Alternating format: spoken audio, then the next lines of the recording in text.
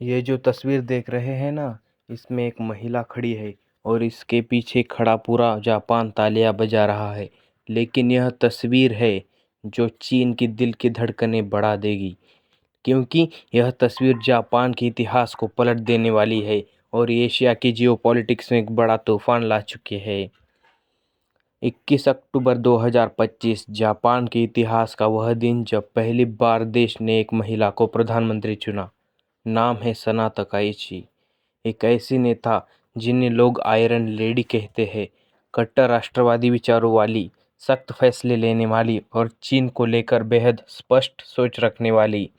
Japan जैसी पितृसत्तात्मक देश में जहां राजनीति हमेशा पुरुषों के हाथ में रही, यह बदलाव किसी क्रांति से कम नहीं। 64 साल की सना तकाइची का नाम जापान की राजनीति में नया नहीं है। वो पिछले 2 दशकों से सरकार में अलग अलग पदों पर काम कर चुकी है, लेकिन इस बार उन्होंने इतिहास रच दिया। तकाइची ने चुनाव में रक्षा मंत्री शिनजिरो कोइजुमी को हराया और जापान इनोवेशन पार्टी के साथ मिलकर बहुमत वाली सरकार बनाई।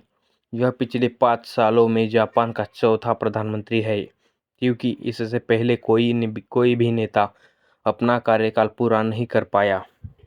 लेकिन सना तकाइची अलग है। वो सिर्फ एक नेता नहीं, बल्कि एक विचारधारा है जो कहती है कि जापान को अब सिर्फ आत्मरक्षा नहीं, बल्कि अपनी ताकत दिखानी भी ज़रूरी है। सना तकाइची को शिंजी आबे की शिष्या कहा जाता है। आबे जापान के सबसे प्रभावशाली प्रधानमंत्रियों में से एक थे। उन्होंने भारत के साथ रिश्ते को ऊंचाइयों पर पहुंचाया। क्वाड आइलैंड्स यानी अमेरिका, भारत, जापान और ऑस्ट्रेलिया का गठबंधन आबे की ही देन था। उनका सपना था free and open Indo Pacific, जहां चीन की मनमानी रोका जा सके। तकाइची अब उसी सपने को आगे बढ़ाने के लिए आई है। वो आबेनॉमिक्स को फिर से जिंदा करना चाहती है, जापान की अर्थव्यवस्था को मजबूत बनाना चाहती है और संविधान में बदलाव कर सेना को फिर से सक्रिय करना चाहती है।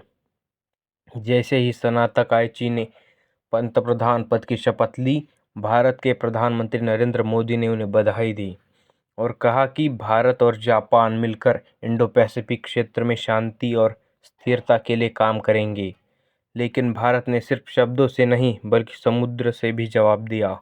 भारत का युद्धपोत आईएनएस सह्याद्री इस वक्त जापान के तट पर पहुंच चुका है और दोनों देश मिलकर युद्धाभ्यास कर रहे हैं।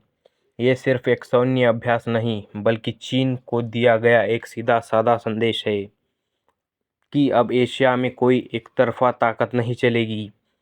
चीन ने तकाइची के चुनाव पर सावधानी की बात कही, लेकिन अंदर ही अंदर जीत बीजिंग के लिए झटका था, क्योंकि सना तकाइची चीन के सबसे बड़े आलोचकों में से एक है। उन्होंने कई बार कहा है, चीन जापान की राष्ट्रीय सुरक्षा के लिए सबसे बड़ा खतरा है। वो ताइवान का खुलकर समर्थन करती है। उन्होंने ताइपे में राजनीति नेताओं से मुलाकात की, जो चीन के बेहद नागवार गुजरा। 2024 के चुनाव में उन्होंने कहा था, अगर चीन ने ताइवान को ब्लॉक किया तो जापान इसे अपने अस्तित्व पर हमला मानेगा। इतना ही नहीं, उन्होंने चीन के इनर मंगोलिया और शिनजियांग में मानवाधिकार हनन की आलोचना भी की है। उनका कहना है, चीनी कम्युनिस्ट पार्टी का दमन अब बंद होना चाहिए। तकाइची का फोकस साफ है, free and open Indo Pacific को मजबूत बनाना। इसका मतलब है कि समुद्र पर चीन की दादागिरी खत्म की जाए। दोनों देशों का मकसद एक है, एशिया में शांति भी और सुरक्षा भी। सवाल सिर्फ इतना है कि चीन एक नई शक्ति को स्वीकार करेगा या फिर यह टकराव एशिया के लिए एक नया दौर लेकर आएगा। तो दोस्तों, आपका क्या कहना है? सना तकाइची की नीतियाँ जापान को मजबूत बनाएंगी या एशिया को अस्थिर करेंगी? अपना विचार कमेंट में बताएं। हम जल्दी मिलेंगे एक नई कहानी, नई खबर और एक नई दिशा के साथ। जय हिंद।